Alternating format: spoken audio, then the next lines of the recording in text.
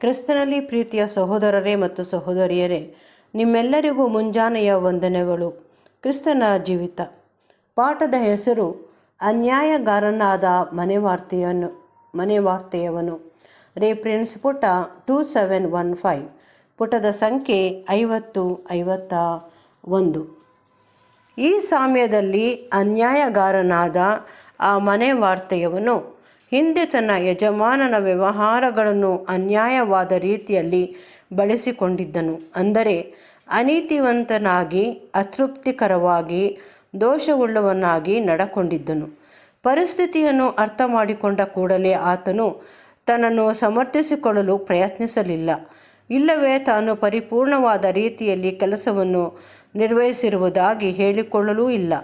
ಆದರೆ ತನ್ನ ಲೆಕ್ಕವನ್ನು ಒಪ್ಪಿಸುವ ಮೊದಲು ತನ್ನ ಯಜಮಾನನ ಸಾಲಗಾರರ ವಿಷಯದಲ್ಲಿ ಮೃದುವಾಗಿ ನಡಕೊಂಡು ಅವರ ಸಾಲಗಳನ್ನು ಭಾಗಶಃ ಮನ್ನಾ ಮಾಡಿದನು. ಇದು ಒಂದು ಜಾಣತನದ ವಿಧಾನವಾಗಿರುವುದು. ದೃಷ್ಟಾಂತವಾಗಿ ಹೇಳುವುದಾದರೆ, ಈ ದಿನದ ದಿವಾಳಿತನದ ವಿಷಯವಾಗಿ ನಿಯಮಗಳು ಹೀಗೆಯೇ ಸಾಲಗಾರರನ್ನು ಅವರಿಗೆ ತೀರಿಸಲಾಗದ ಸಾಲಗಳ ವಿಷಯದಲ್ಲಿ ತಮ್ಮ ಹೊಣೆಗಾರಿಕೆಯಿಂದ ವಿಮುಕ್ತರನ್ನಾಗಿ ಮಾಡುವವು.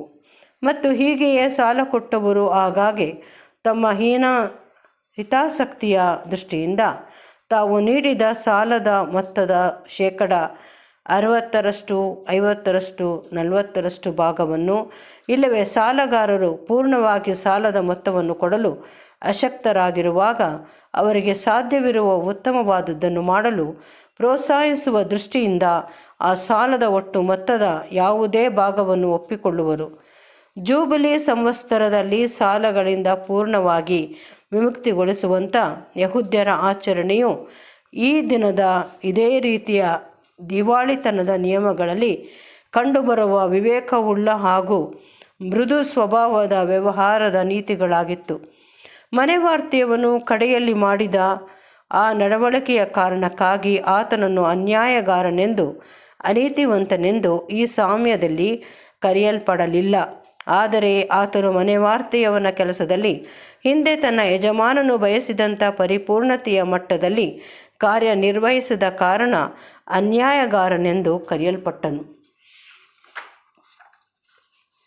ಈಗ ಸಮಸ್ತ ಇಸ್ರೇಲ್ ಜನಾಂಗಕ್ಕೆ, ವಿಶೇಷವಾಗಿ ಮೋಶೆಯ ಪೀಠದಲ್ಲಿ ಕುಳಿತುಕೊಂಡು ಧಾರ್ಮಿಕ ಸಂಗತಿಗಳ ಮೇಲೆ ನಿಯಂತ್ರಣ ಹೊಂದಿದವರಾಗಿದ್ದು, ಅಲ್ಲದೆ ಯಾವುದು ಧರ್ಮಶಾಸ್ತ್ರ ವಿಧಿಗಳ ಸರಿಯಾದ ಮತ್ತು ಯಾವುದು ಸರಿಯಲ್ಲದ ವ್ಯಾಖ್ಯಾನವೆಂಬುದನ್ನು ನಿರ್ಧರಿಸುವಂಥವರಿಗೆ ಈ ಸಾಮ್ಯವನ್ನು ಅನ್ವಯ ಮಾಡಿ, ನಮ್ಮ ಕರ್ತನು ಅವರು ಆ ಲೌಕಿಕ ಮನೆವಾರ್ತೆಯವನಂತೆ ಜಾಣರಾಗಿದ್ದಲ್ಲಿ ತಮಗೊದಗಿದ ಅವಕಾಶವನ್ನು ಅವರು ಇದೇ ರೀತಿಯಲ್ಲಿ ಬಳಸಿಕೊಳ್ಳುತ್ತಿದ್ದರೆಂದು ತಿಳಿಸಿದ್ದನು.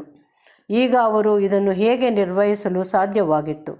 ಅವರು ದೇವರ ಆಜ್ಞಾವಿಧಿಗಳು ಬಯಸುವಂಥವುಗಳನ್ನು ತಾವು ಕೈಗೊಂಡಿಲ್ಲದಿರುವುದೆಂಬುದನ್ನು ಭಾವಿಸಿಕೊಂಡು, ದೈವ ವ್ಯವಸ್ಥೆಯ ಬದಲಾಗುವ ಸಮಯವು ಬಂದಿರುವುದನ್ನು ಮನಗಂಡವರಾಗಿದ್ದರೆಂಬುದನ್ನು ಸಹ ಊಹಿಸಿಕೊಂಡವರಾಗಿ, ಅಲ್ಲದೆ ದೇವರು ತಮ್ಮಿಂದ ಲೆಕ್ಕವನ್ನು ತೆಗೆದುಕೊಳ್ಳ ಬಯಸುತ್ತಿರುವರೆಂದು ಹಾಗೂ ಒಬ್ಬ ಹೊಸ ಮನೆವಾರ್ತೆಯವನು ಸಂಗತಿಗಳನ್ನು ತನ್ನ ವಶಕ್ಕೆ ತೆಗೆದುಕೊಳ್ಳುವನೆಂದು ಭಾವಿಸಿಕೊಂಡಾಗ, ಮೋಶೆಯ ಪೀಠದಲ್ಲಿ ಕುಳಿತಿರುವ ಇವರು ಈ ಸನ್ನಿಧಿಯಲ್ಲಿ ಹೇಗೆ ನಡೆದುಕೊಳ್ಳಬೇಕು?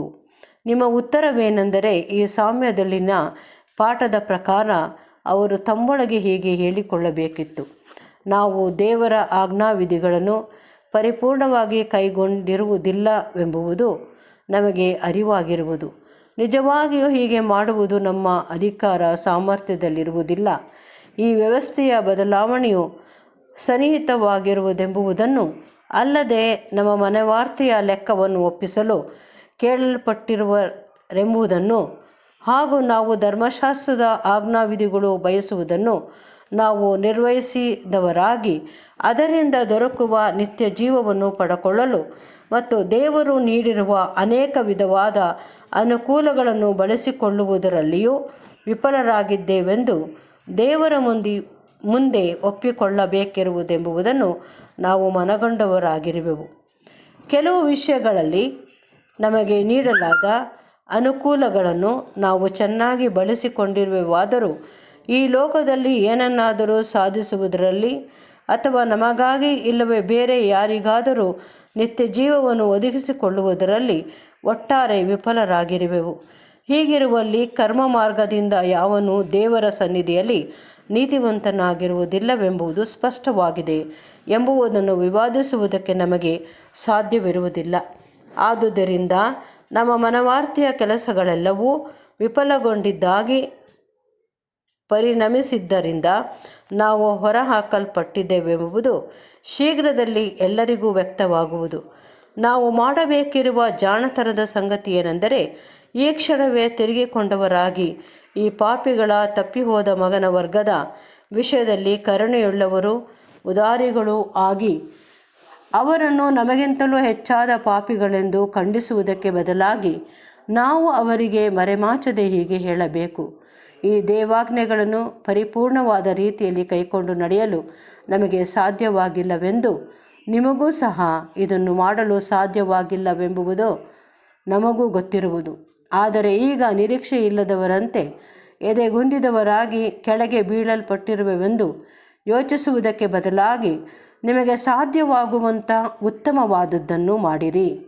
ಧರ್ಮಶಾಸ್ತ್ರದ ನಿಯಮಗಳನ್ನು ಕೈಕೊಂಡು ನಡೆಯಲು ನೀವು ಅಸಮರ್ಥರೆಂಬುದನ್ನು ನಾವು ಒಪ್ಪಿಕೊಂಡು, ನಾವು ಧರ್ಮವಿಧಿಗಳನ್ನು ಕೈಕೊಳ್ಳುವುದರಲ್ಲಿ ಭಾಗಶಃ ರಿಯಾಯಿತಿ ನೀಡುತ್ತೇವೆ ಹಾಗೂ ನಿಮ್ಮ ಅತ್ಯುತ್ತಮ ಸಾಮರ್ಥ್ಯದ ಅನುಸಾರವಾಗಿ ಅದನ್ನು ಕೈಕೊಳ್ಳುವುದನ್ನು ಬಯಸುತ್ತೇವೆ. ಅಂದರೆ ನಿಮ್ಮ ಸನ್ನಿವೇಶಗಳ ಪರಿಸ್ಥಿತಿಗಳ ಅನುಸಾರವಾಗಿ 50ರಷ್ಟು ಇಲ್ಲವೇ 80ರಷ್ಟನ್ನು ನಿಮ್ಮ ಸಾಮರ್ಥ್ಯದ ಪ್ರಕಾರ ಧರ್ಮಶಾಸ್ತ್ರ ವಿಧಿಗಳನ್ನು ನೀವು ಕೈಕೊಳ್ಳಬೇಕೆಂದು ನಾವು ಕೇಳಿಕೊಳ್ಳುತ್ತೇವೆ.